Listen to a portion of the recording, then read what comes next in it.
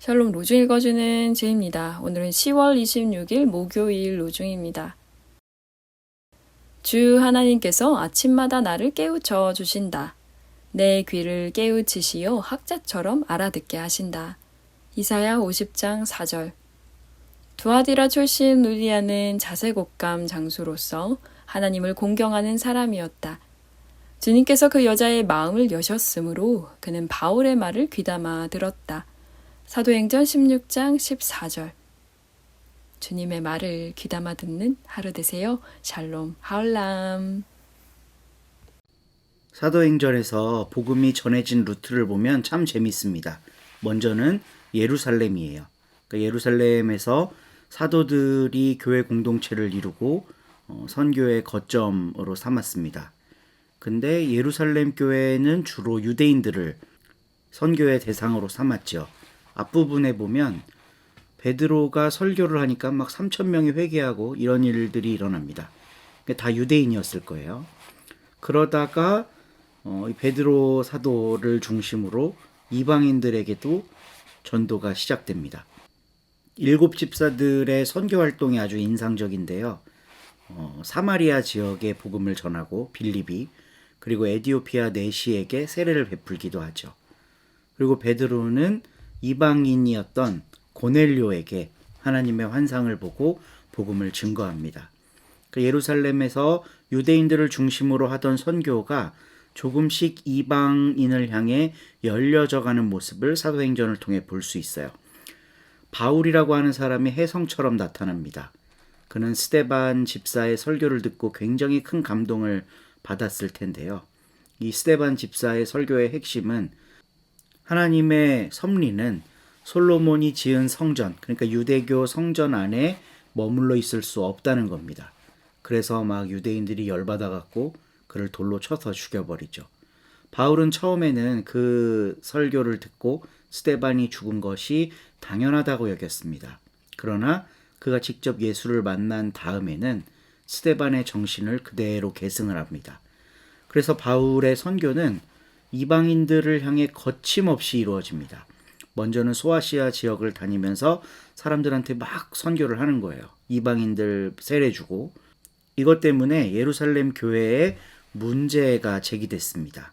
할례 받지 못한 사람에게도 복음을 전해도 되나, 그들도 세례를 받아도 되나 하는 문제였어요. 그래서 사도행전 15장을 보면 야고보를 중심으로 예루살렘 사도회의, 예루살렘의 장로들의 회의가 소집됩니다. 그 회의의 결과 선교는 제한될 수 없다는 것, 그러니까 이방인들에게도 마음껏 선교를 해도 된다는 판결이 내려져요.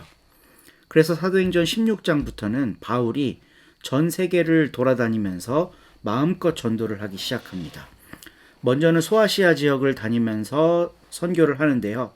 바울이 유럽으로 첫 발을 들였을 때 빌립보라고 하는 지역에 갑니다. 그곳에서 한 여인을 전도하고 세례를 베풀어요. 그 여인이 바로 오늘 가르침의 본문에 나오는 자색 옷감 장수 루디아라고 하는 사람입니다. 빌립보 지역에서 만나서 이제 선교를 하고 세례를 베푸는데, 이 여인이 얼마나 열정적이었는지 온 가족이 세례를 동시에 받고, 그리고 바울에게 집을 내어주면서 선교의 거점으로 삼을 수 있도록 도와줍니다. 저는 이 대목에서 참 재밌는 게요, 유럽 선교의 출발이 여성 전도였다는 거예요. 그러니까 처음으로 유럽에서 기독교인이 된 사람이 여성이라는 겁니다. 예수의 부활을 처음으로 목격했던 사람들도 여성들이었죠. 이것처럼 성경은 여성이 복음의 첫 수용자요 증언자라는 것을 굉장히 여러 군데에서 강조를 하고 있어요. 마음을 열고 복음을 받아들이고 집을 내어주면서 선교의 거점을 삼게 하고, 복음을 증거하는 무리들을 초청해서 집에 데려다가 묵게 한 이 여인, 그리고 온 가족도 함께 복음을 받아들일 수 있을 만큼 가정 내에서도 굉장히 중요한 역할을 했던 이 여인, 바로 루디아입니다. 유대의 관점으로 봤을 때 루디아는 두 가지 큰 결점을 가지고 있어요. 첫 번째는 이방인이라는 겁니다. 그리고 두 번째는 여성이라는 거예요. 유대교에서 여성은 할례받지 않았기 때문에 말씀을 전하거나 이럴 수 없었습니다. 오로지 남편에게 기대어서 신앙생활을 할 수밖에 없었어요. 자녀를 신앙으로 양육하는 것 이외에 대외적인 신앙 활동을 할 수 없었던 것이 유대교의 여성입니다. 그러나 기독교는 그 출발부터 이방인이면서 여성인 루디아가 복음을 받아들이고 선교 사역의 중요한 후원자가 되었다는 사실을 기록하고 있어요. 그러니까 오늘날에 보수적인 교단들에서 여성 목사가 되느니 안 되느니 이런 논쟁이 전혀 무의미한 것임에도 불구하고 우리들의 교회는 이런 성경이 이야기하고자 하는 뜻을 잘 받들지 못하는 경우들이 참 많습니다. 그래서 이 아침에 우리 서로님들과 함께 말씀을 묵상하면서 우리는 꼭 기억했으면 좋겠어요. 유럽에서 복음을 처음으로 받아들이고 복음 증거의 든든한 후원자가 되었던 존재가 이방인 여성이었다는 것. 이 사실을 우리 믿음의 바탕으로 삼아서 우리 서로 공동체의 사역이 이루어지기를 간절히 바라봅니다. 함께 기도해 주세요. 오늘도 좋은 하루 되세요. 4장 예수님이 요한보다 더 많은 사람을 제자로 삼고 세례도 주신다는 것을 바리새파 사람들이 들었다. 예수님이 이것을 아셨다. 사실 세례를 주고 있었던 것은 예수님 자신이 아니라 그분의 제자들이었다. 이때 예수님이 유데아를 뒤로하고 다시 갈릴레아로 떠나가셨다. 예수님은 사마리아를 거쳐서 가셔야만 했다. 그래서 사마리아의 도시인 수가라 하는 곳으로 오신다. 수가는 야곱이 자기 아들 요셉에게 준 땅 가까이에 있다. 거기에는 야곱의 우물이 있었다. 예수님은 여행길에 지치셨던 터라 우물가에 주저앉아 계셨다. 시간은 낮 12시쯤이었다. 어떤 사마리아 여자가 물을 기르러 온다. 예수님이 그에게 말씀하신다. 나에게 마실 것을 좀 주세요. 예수님의 제자들은 먹을거리를 사려고 시내로 들어가고 없었다. 그 사마리아 여자가 예수님께 여쭌다. 선생님은요, 유대아 사람인데 어째서 저한테 마실 것을 달라고 하시나요? 저는 사마리아 여자인데요. 유대아 사람들은 사마리아 사람들과 함께 어울리지 않기 때문이다. 예수님이 대답하셨다. 하나님의 선물이 무엇인지 또 그대에게 마실 것을 좀 달라고 말한 사람이 누구인지 알았다면 그대가 그에게 달라고 했을 겁니다. 그러면 그가 그대에게 생수를 주었을 겁니다. 그 여자가 예수님께 여쭌다. 선생님, 선생님께는 두레박도 없고 샘은 깊습니다. 그런데 선생님은 그 생수를 어디서 구하신다는 겁니까? 선생님 자신이 우리 조상 야곱보다 더 크시다는 건 아니지요? 그분은 우리에게 샘을 주셨고 그분 자신이 그 샘물을 마셨습니다. 또 그분의 아들, 딸들과 가축들도 마셨습니다. 예수님이 대답하셨다. 이 물을 마시는 사람은 모두 다시 목마를 겁니다. 그러나 내가 줄 물을 마시는 사람은 누구라도 절대로 영원히 목마르지 않을 겁니다. 내가 그에게 줄 물은 그 사람 안에서 우물이 될 겁니다. 영원한 생명을 누리게 하도록 솟아나는 물의 우물이요. 그 여자가 예수님께 말씀드린다. 선생님, 저에게 이 물을 주세요. 그래서 제가 목마르지도 않고 물을 기르러 여기로 오지 않아도 되도록 해주세요. 예수님이 그 여자에게 말씀하신다. 가서 그대의 남편을 불러서 여기로 데려오세요. 그 여자가 예수님께 대답했다. 저에게는 남편이 없습니다. 예수님이 말씀하신다. 남편이 없다는 그대의 말은 맞는 말입니다. 그대에게는 남편이 5명 있었는데 지금 있는 남편도 그대의 남편이 아닙니다. 그대가 한 이 말은 참말입니다.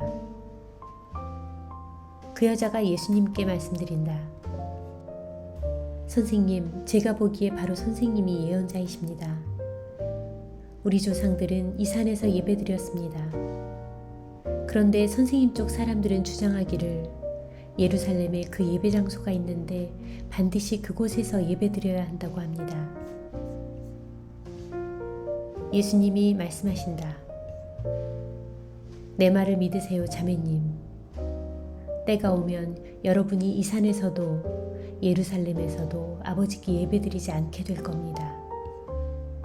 여러분은 알지 못하는 것을 예배하고 있지만 우리는 아는 것을 예배하고 있습니다.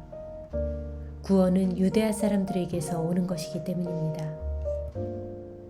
그러나 때가 오는데 지금이 그때입니다. 그때가 되면 참되게 예배드리는 사람들은 성령님에 이끌려 진리를 따라 아버지께 예배드릴 겁니다. 아버지께서도 이렇게 예배드리는 사람들을 찾고 계시니까요. 하나님은 영이십니다. 그래서 그분께 예배드리는 사람들은 반드시 성령님에 이끌려 진리를 따라 예배드려야 합니다. 그 여자가 예수님께 말씀드린다. 메시아가 오신다는 것을 알고 있습니다. 그리스도라 하는 분 말이에요. 그분이 오시면 우리에게 전부 다 알려주실 겁니다. 예수님이 그 여자에게 말씀하신다. 바로 내가 그입니다. 그대에게 말을 건네고 있는 내가요. 그러고 있을 때 제자들이 왔다. 그들은 예수님이 어떤 여자와 말씀을 나누고 계신 것을 두고 놀라워했다. 그러나 아무도 무슨 일입니까? 그 여자와 무슨 말씀을 나누고 계십니까? 하고 여쭈어보지 않았다. 그 여자는 물 항아리를 버려두고 떠나 시내로 들어갔다. 그리고 사람들에게 말한다. 이리로 와서 좀 보세요. 내가 한 일을 모두 다 나에게 말한 사람을요. 어쩌면 이 사람이 그리스도님 아닐까요? 사람들이 시내에서 나와서 예수님께로 오고 있었다. 그러는 사이에 제자들은 예수님께 랍비님 좀 잡수시지요 하고 재촉했다. 예수님이 말씀하셨다.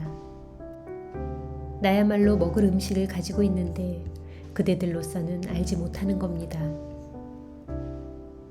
그러자 제자들이 서로 말했다. 누가 예수님께 잡수실 걸 갖다 드린 것은 아니겠지요? 예수님이 말씀하신다. 나의 먹을거리는 나를 보내신 분의 뜻을 실행하고 그분의 일을 끝마치는 겁니다. 그대들 자신은 말하기를 아직 4개월이 있어야 거둘 때가 온다고 하지 않나요? 보세요. 나는 그대들에게 말합니다.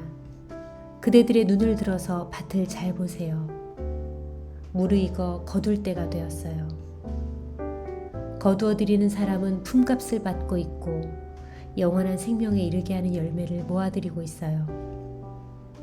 그리하여 씨를 뿌리는 사람과 거두어 드리는 사람이 함께 기뻐할 겁니다. 이 경우에 한 사람은 뿌리고 한 사람은 거두어 드린다는 말이 참말입니다. 바로 내가 그대들을 보내어 거두어 드리게 했는데 그대들 자신은 그걸 위해 힘들여 일한 것이 없어요. 다른 사람들이 힘들여 일했고 그대들 자신은 그들이 힘들여 일한 덕을 본 겁니다. 그 도시에서 온 많은 사마리아 사람들이 예수님을 믿게 되었다. 그것은 내가 한 일을 그분이 나에게 다 말해주었어요 하고 그 여자가 증언한 말 때문이었다. 그래서 사마리아 사람들이 예수님께로 와서 자기들 곁에 머물러 달라고 요청했다. 그리고 예수님은 거기에 이틀 동안 머무르셨다. 예수님의 말씀 덕분에 훨씬 더 많은 사람들이 믿게 되었다. 사람들이 그 여자에게 말했다. 우리가 믿는 것은 더는 당신의 말 때문이 아닙니다. 우리가 직접 들어보았고 이분이 참으로 세상의 구원자라는 것을 알게 되었으니까요. 이틀이 지나서 예수님이 거기서 나가 갈릴레아로 가셨다. 예언자가 자신의 고향에서는 존중받지 못하지요. 하고 예수님이 몸소 증언하신 적이 있다. 그런데 예수님이 갈릴레아로 가셨을 때 갈릴레아 사람들은 예수님을 맞아들였다. 명절에 예루살렘에서 예수님이 하신 모든 일을 모두 그들이 보았기 때문이었다. 그들 스스로도 명절을 지키러 갔었던 것이다. 이제 예수님이 다시 갈릴레아의 가나로 가셨다. 물을 포도주로 만드셨던 곳이다. 거기에 임금님 신하가 한 사람 있었는데 그의 아들이 가버나움에서 앓고 있었다.